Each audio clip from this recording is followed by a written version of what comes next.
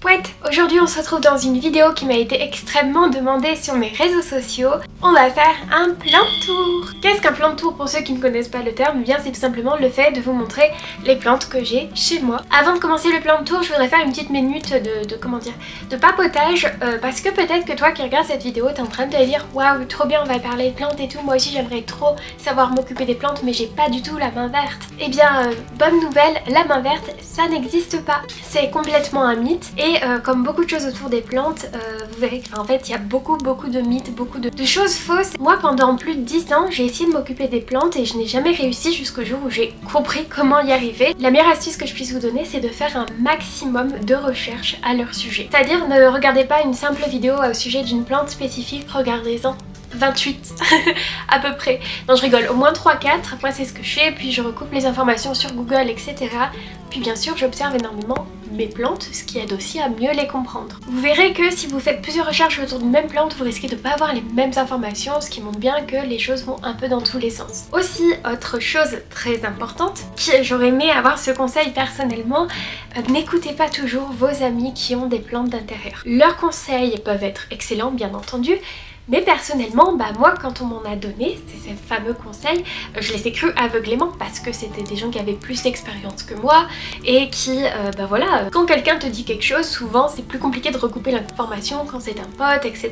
Sauf que en réalité c'est là où j'ai fait mes plus grosses erreurs, c'est en les croyant aveuglément. Donc même quand quelqu'un vous donne des conseils, recoupez les informations. La personne en question peut-être n'a pas le même taux d'humidité d'ensoleillement que chez vous et ne se rend pas compte à quel point ça peut influencer sur vos plantes. Peut-être que la personne n'a pas les mêmes plantes que chez vous et vous donne du coup de mauvais conseils qui sont adaptés aux siennes et pas aux vôtres. Peut-être que par miracle les plantes de chez cette personne vont super bien alors que ces méthodes fonctionnent en réalité pas du tout, ou peut-être tout à l'inverse, il vous dit pas que ces plantes sont en train de crever. Vous n'en savez rien. Donc toujours recouper les informations, même quand c'est quelqu'un d'expérimenté, c'est bien d'avoir des avis de tout le monde, mais recoupez les informations, toujours, je vous promets. Et je vois encore ceux qui vont dire oui mais moi je suis capable de tuer un cactus. Eh bien sachez que moi aussi je suis capable de tuer un cactus. J'ai un cactus chez moi que je vais vous montrer évidemment pendant mon plan de tour, mais j'ai peur chaque jour de le tuer et j'ai déjà tué des cactus parce que les cactus sont en réalité une plante extrêmement compliquée. Parce que on dit ouais c'est facile, faut pas trop l'arroser, c'est tout, machin. Oui mais du coup on l'arrose quand? Et voilà. À quelle fréquence? Quand est-ce qu'il a soif? Et c'est super compliqué de savoir. Donc non, les cactus ne sont clairement pas simples. Et je trouve que c'est encore une fois un mythe, tout comme la main verte. Bref, prenez-vous une petite boisson chaude, la vidéo va commencer. On commence avec les plantes qui sont derrière moi. Bon alors je commence avec cette plante parce que je peux pas la déplacer, parce que ça me fait un peu peur. Déjà qu'elle a 3 tuteurs, enfin bref. C'est un Pilea peperomia et c'est ma toute première plante d'intérieur. C'est une copine qui m'a offert une bouture en juin 2023 et regardez comment elle est grande. Elle était plus petite que ça à l'époque. Ça c'est un de ses enfants d'ailleurs. Et c'est une grosse satisfaction comme plante, je vais vous avouer. Par contre, ouais, elle a quelques feuilles un petit peu bizarres, mais bon, c'est pas grave. Ma préférée, c'est celle-ci, en forme de cœur, c'est trop chou. Mais voilà, ma toute première plante qui, je suppose, aurait besoin de changer de peau. Mais ça me fait très peur parce que c'est assez fragile malgré tout, les feuilles. Et c'est ma première plante, alors si jamais je fais une bêtise, ça me ferait un peu suer, quoi. Ensuite, je vous montre mon Ficus elastica panaché. Alors, Ficus, peut-être que ça parle à pas mal de personnes. Elastica, ça veut dire que ça a des grandes feuilles comme ça. Et panaché, c'est pour cette couleur du coup blanche qui est dessus, qui est une variation de couleur qu'on appelle aussi les varigations du coup. Et quand je l'ai eu, vraiment, elle avait 3-4 petites feuilles. Genre les grandes feuilles là sont nouvelles. Et je trouve qu'elle pousse très doucement, mais je sais qu'elle peut atteindre vraiment des hauteurs impressionnantes et je pense que quand elle aura 3-4 feuilles de plus, je vais la couper pour qu'elle puisse me faire 2 ramifications, donc pouvoir commencer à faire comme une sorte de petit arbre. Mais je trouve ça très joli comme plante. Moi je suis tombée amoureuse quand je l'ai vue en fait en magasin. Elle était toute petite, toute mignonne, je la trouvais gracieuse en fait. Je l'ai surnommée Diana parce qu'il faut savoir qu'en fait je nomme toutes mes plantes. À savoir, est-ce que ça vous intéresse que je vous dise leur nom? Faut me le dire en commentaire, je ferai un reel à ce sujet sur Instagram et un TikTok si jamais ça vous intéresse. Mais voilà, je la trouve hyper gracieuse, hyper belle et j'ai hâte de la voir grandir parce que je trouve que c'est une plante très belle. aussi bien petite que grande. Voilà. On enchaîne avec le fameux cactus dont je vous ai parlé un petit peu plus tôt. Je suis très contente parce que je l'ai acheté, c'était quoi, peut-être au début de l'été, je sais plus, c'était une vente de cactus et de succulentes qui était pas très loin de chez moi et c'était pas mal parce qu'en fait c'était vraiment des gros passionnés qui étaient là-bas et vraiment ça se voyait quoi et ça donnait très envie. Pas de tout acheter mais pas loin parce que les gens tu voyais qu'ils aimaient ce qu'ils faisaient et c'était trop cool. Donc ça c'est un cactus que je voulais depuis quelques temps avant la vente d'ailleurs, pas très longtemps avant, et c'est un monkey tail, cactus monkey tail. Alors ça se voit pas comme ça, pour ceux qui connaissent un peu le game des cactus, ça ressemble à un rat tail quand c'est comme ça, mais en fait en grandissant il va avoir ces picots qui vont s'allonger et vraiment devenir hyper long, blanc, et ça va vraiment faire comme une queue de singe blanche avec s'il peut fleurir, de jolies fleurs rouges. Apparemment il fleurit assez facilement comme cactus, donc je suis contente. Il a quand même grave grandi depuis que je l'ai. Pour moi les cactus ils sont censés être hyper lents et moi je le trouve plutôt rapide malgré tout. Et comme ce que je vous disais d'ailleurs, j'ai toujours un petit peu peur avec lui de savoir si je l'arrose trop, pas assez. Pour le moment il est en vie, mais j'ai peur de faire une bêtise à un moment et puis de le perdre tout simplement. D'ailleurs je voulais vous montrer, ça commence à se voir que les poils s'allongent ici. Je sais pas si vous verrez si la mise au point peut se faire. Mais là il commence à être un petit peu plus long, plus blanc. J'ai l'impression que la mise au point se fait pas. Mais bref. Très contente de celui-ci. C'est un petit peu genre la petite pépite où je me dis... ça, il n'y a pas tout le monde qui connaît et moi je trouve ça très joli. Et voilà, c'est un peu une pièce, comment dire, un peu, regardez, je m'y connais. Alors que j'ai très peur en réalité. Ensuite, je vous présente ma seule et unique Alocasia. C'est une plante qui fait extrêmement peur à beaucoup de gens. Alors c'est une Alocasia Dragon Scale. Et il faut que je vous montre quelque chose tout de suite. Il y a une feuille qui est en train de mourir. Alors, normalement, c'est normal. C'est que elle, c'est une toute nouvelle feuille, ça se voit, elle est plus claire même, vous voyez. Et en général, quand on a une alocasia à la maison et qui n'est pas dans des conditions de culture hyper optimales, c'est-à-dire dans une serre avec un bon taux d'humidité, une bonne luminosité, à chaque fois qu'une nouvelle feuille va pousser, une autre risque de mourir. Enfin, va mourir. J'aurais préféré que ce soit une petite plutôt qu'une grande, mais c'est pas grave. En tout cas, elle est trop belle la feuille qu'elle vient de me faire, genre magnifique. Les alocasias sont des plantes réputées pour être de grosses drama queens. Pour le moment j'ai de la chance, ça va faire peut-être 2 mois que je l'ai. Elle m'a fait 2 nouvelles feuilles, elle en faisait une pendant que je l'ai et elle n'a pas avorté, donc je suis très contente. Je pense qu'en fait elle est juste dans des bonnes conditions. Je sais juste qu'il faut pas trop les déplacer non plus. Une fois qu'on en a une, on la pose quelque part et on la bouge pas et on l'arrose quand elle a soif. C'est la meilleure astuce, c'est-à-dire comme toutes les plantes, on regarde si le terreau est sec ou pas. Moi j'avais entendu des trucs en mode ouais moi je l'arrose toutes les 3 semaines et tout, donc au début j'avais un peu peur, je me dis vas-y je vais pas trop l'arroser et tout. Un soir je me lève parce que la vie est ainsi faite, je regarde mon alocasia et je vois qu'elle est toute floppy et toutes les feuilles sont en mode non la vie est nulle. Donc je l'ai arrosée. Ce conseil que j'avais vu sur internet plusieurs fois en plus, parce que pour le coup j'avais recoupé mes infos, ne fonctionnait pas du tout avec la mienne. Donc on verra, voilà. N'oubliez pas, arroser vos plantes quand le terreau est sec, même à l'intérieur. C'est la meilleure astuce. Pour ça, vous mettez votre doigt, vous gratouillez, vous prenez une baguette et puis vous regardez dedans, vous la ressortez et si c'est humide, vous n'arrosez pas. C'est le plus simple, mais regardez-moi, elle est trop belle. Je continue avec mon pothos Marble Queen. Là, je suis en train de constater qu'il y a pas mal de feuilles jaunes, ça me plaît pas beaucoup, c'est-à-dire que je l'ai arrosée l'autre fois, elle en avait pas tant que ça. Bon, je sais qu'en ce moment, elle manque de luminosité de toute façon. Peut-être je l'ai un petit peu trop arrosée, ce qui expliquerait les feuilles jaunes, mais il y a une autre solution, c'est que, je sais pas, sans renverser de la terre, vous voyez, il y a une grosse racine en dessous là, et puis même elle dépasse un petit peu sur le dessus, donc pas top. En vrai, elle est assez longue la liane. J'ai plusieurs lianes, je vais vous en montrer une. C'est que en fait je l'ai enroulée sur elle-même parce que j'ai pas la place de la mettre, de la poser autrement pour le moment. Mais regardez, voilà, elle me fait de belles lianes. J'en ai une deuxième qui est longue, je sais plus où je l'ai mise. Pothos Marble Queen, et c'est assez drôle parce que du coup je l'ai arrosée par le dessous là il n'y a pas si longtemps. Et comme du coup en ce moment je l'arrose plutôt par dessus avec un arrosoir, j'avais pas remarqué à quel point elle avait grandi vu que j'enroule ces feuilles là. Donc bonne surprise. L'autre jour quand je l'ai arrosée, là j'ai carrément limité son rythme d'arrosage parce que je me rends compte que déjà les feuilles jaunes, puis en plus je l'ai arrosée il y a peut-être 3 jours et le pot est encore grave humide. Donc on va être tranquille avec elle à partir de maintenant. Alors malgré son état de santé qui n'est pas forcément très au beau fixe, si vous débutez, je vous conseille vraiment les pothos. Genre c'est une plante hyper facile malgré tout, qui demande très peu qui est très peu compliquée, qui t'as le droit de faire des erreurs avec, et en plus qui est extrêmement décorative, qui pousse vite. Surtout en sa période de pousse, sa période de croissance, mais c'était un truc de malade, genre j'étais impressionnée.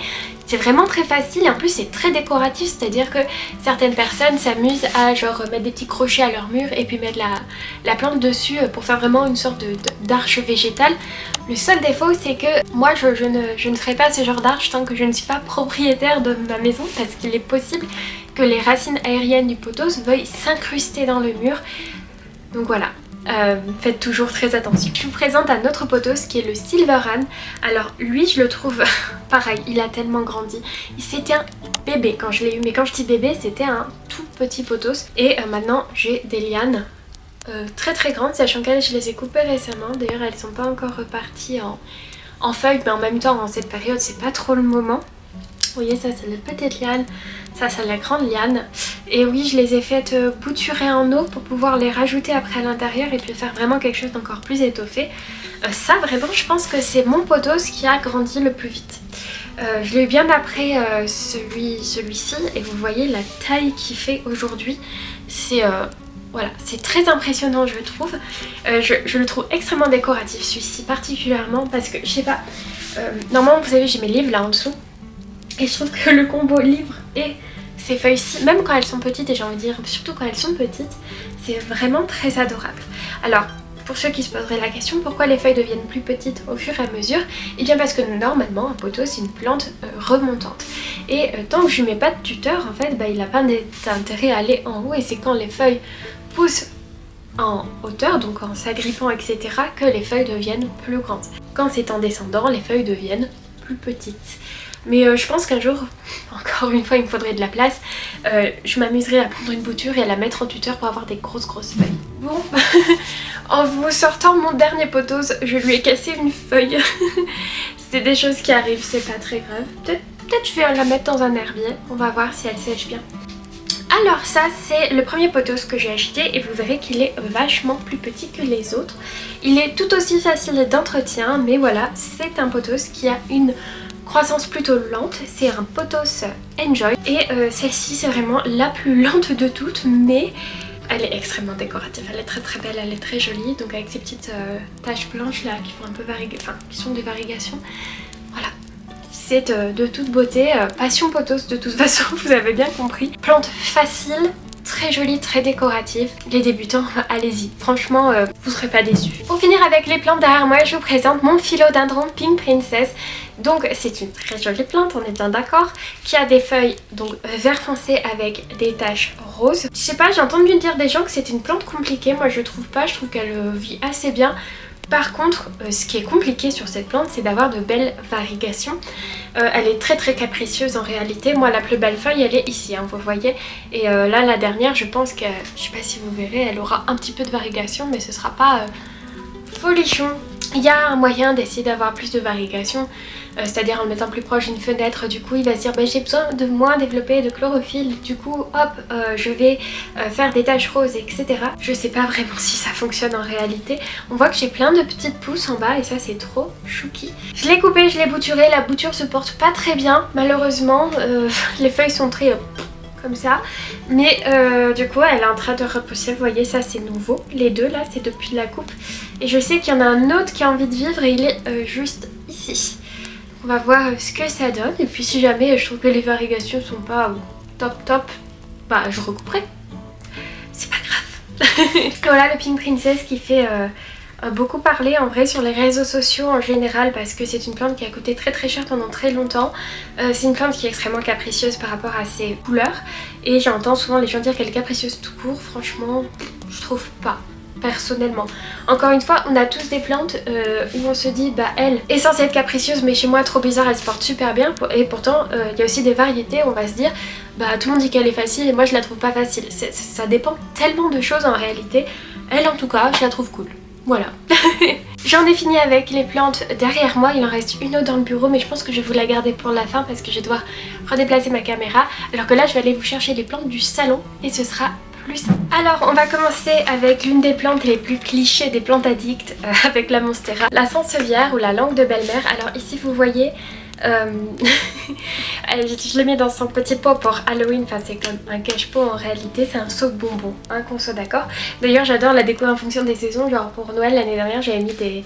j'avais accroché des boules à ces feuilles, je trouvais ça très rigolo. La sansevieria, plante qui a une croissance hyper lente et avec qui j'ai fait pas mal de bêtises et qui pourtant est toujours en vie. En fait pendant longtemps je l'ai mis dans un pot beaucoup trop grand pour elle et en fait je me suis rendu compte que ses racines étaient minuscules et que c'était ridicule de la mettre dans un grand pot. Du coup je l'ai mis dans un pot plus petit et je pense qu'elle va aller beaucoup mieux, qu'elle va au moins voilà, arrêter de faire des petites carabistouilles. Mais ouais, je l'ai maltraitée et pourtant elle va bien donc je suis assez contente. C'était ma deuxième plante d'intérieur je crois. C'est autour du Syngonium Neon Pink. Alors cette plante je la trouve trop cool pour un truc, je sais pas si ça se verra à la caméra, mais en fonction de la luminosité, en fait on dirait que la couleur change. Vous voyez ce que je veux dire? Attendez, je vais sortir mon flash. Je sais pas si ça se voit bien. Mais voilà, je la trouve magnifique. C'est une plante que je trouve hyper facile. Je l'ai eue en bébé plante. Elle n'a pas énormément poussé depuis, elle m'a fait quand même quelques feuilles. Mais genre, je l'ai eu en bébé plante de cette taille-là. Donc je pense qu'elle avait potentiellement rien à faire dans le rayon des bébés plantes. Que ça se trouve, en grandissant, elle prend des proportions exagérées et je ne le sais pas. Mais trop mignon. Et je pense que je reprendrai des syngoniums parce que c'est facile et c'est trop beau. Et je pense que le prochain que je prendrai, c'est le milk confetti avec lequel... j'hésitais. Et c'est là où tu te rends compte à quel point les noms des variétés sont hyper commerciaux, genre Neon Pink, genre rose néon ou confetti de lait, genre voilà, bref, tout pour faire vendre. Mais en même temps, je trouve qu'elle se vend toute seule parce qu'elle est vraiment esthétiquement trop belle.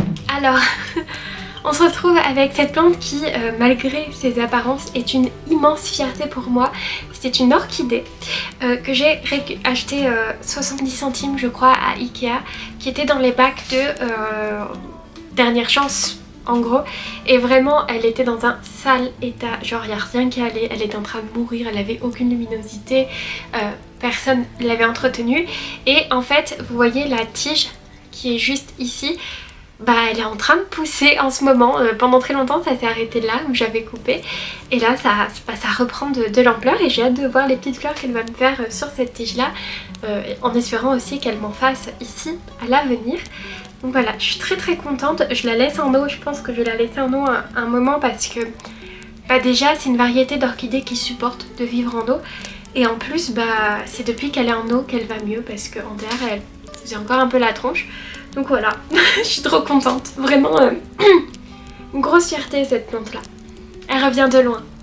Ici nous avons un Dracena, un dragonnier comme vous voulez, qui est très poussiéreux parce que, pourtant je le nettoie, c'est la plante que je nettoie le plus, mais elle est toujours poussiéreuse parce qu'elle est proche du plafond et je pense qu'elle se prend des trucs du plafond des fois, bref.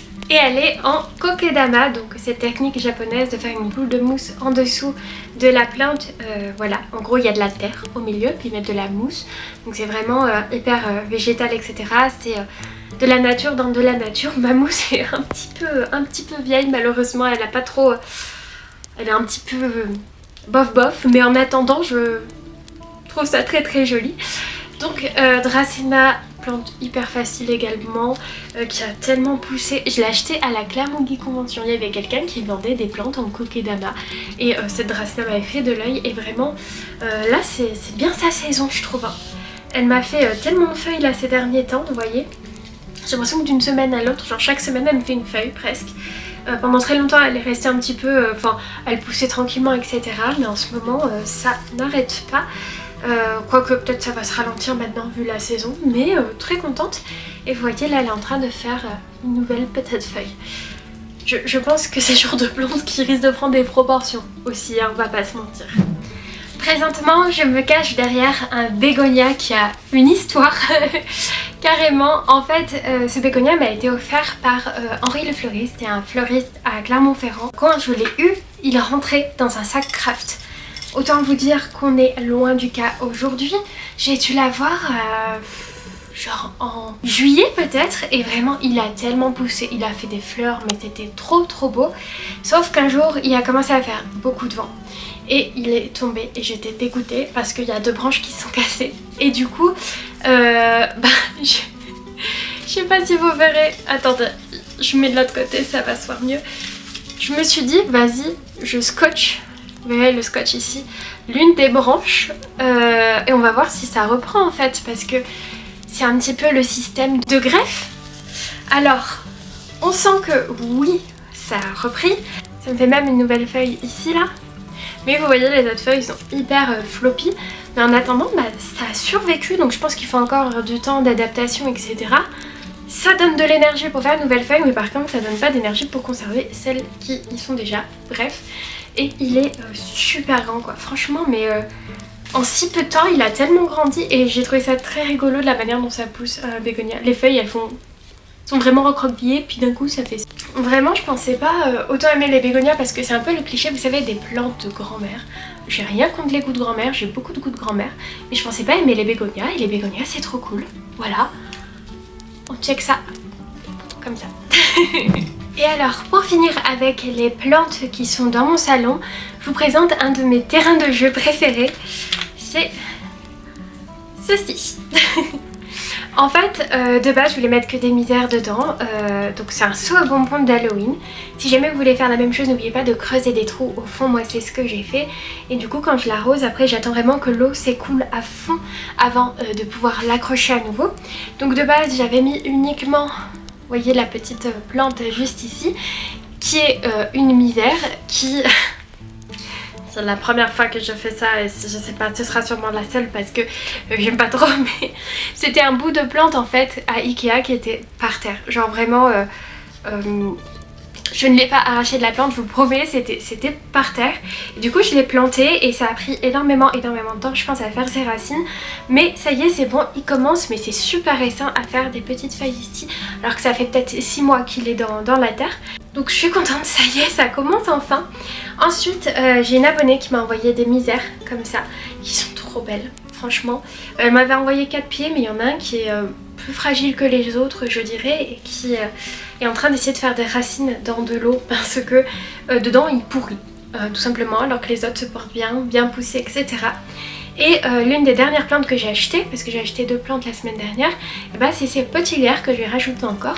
Et j'aime bien ce mélange de plantes en fait, ça fait très petit chaudron, enfin voilà, ça fait très magique. Je voulais vraiment un truc qui dégouline comme ça.